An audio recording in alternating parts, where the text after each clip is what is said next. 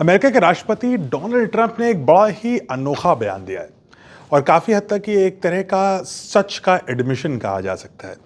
पहले बयान सुनते हैं, फिर चर्चा करते हैं। Look what happened in the last 2 weeks. They weren't supposed to go after all these other countries in the Middle East. Those missiles were set to go after them. So they hit Qatar, Saudi Arabia, UAE, Bahrain, Kuwait. Nobody expected that. We were shocked.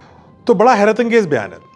America के राष्ट्रपति बड़े खुले रूप से ये admit कर रहे हैं कि उनको लग नहीं रहा था कि ईरान रिटेलिएशन में, यानी उनके जो युद्ध उनके ऊपर थोपा गया उसके विरोध में, उसके विरुद्ध जाकर ईरान गल्फ देश यानी जो खाड़ी देश हैं, UAE, Bahrain, Kuwait, Qatar, Saudi Arabia, Oman, इन सब पर भी अमेरिकन ठिकानों पर हमला करेगा।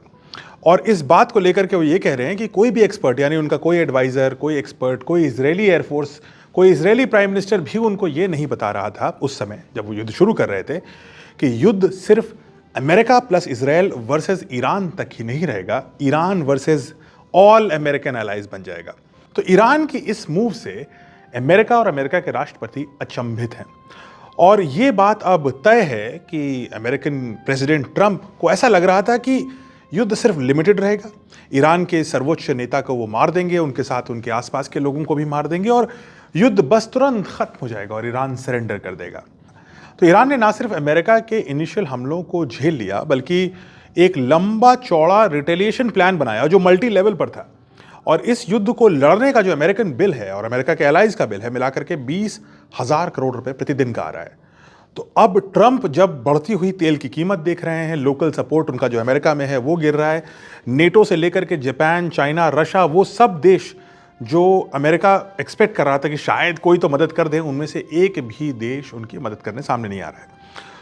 तो एक दलदल से सिचुएशन में फंस चुके हैं डोनाल्ड ट्रंप और निकालने का कोई रास्ता उनको दिख नहीं रहा है।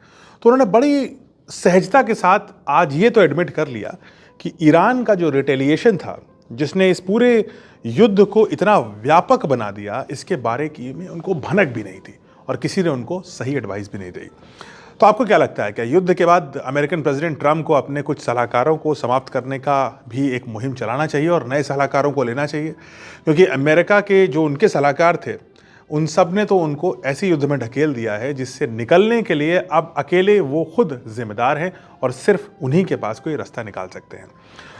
युद्ध जैसे जैसे बढ़ता जाएगा हम आपको नई खबरें देते जाएंगे। चैनल से जुड़े रहिए, इंटरेस्टिंग चीज़ें हो रही हैं, जुड़े रहिए।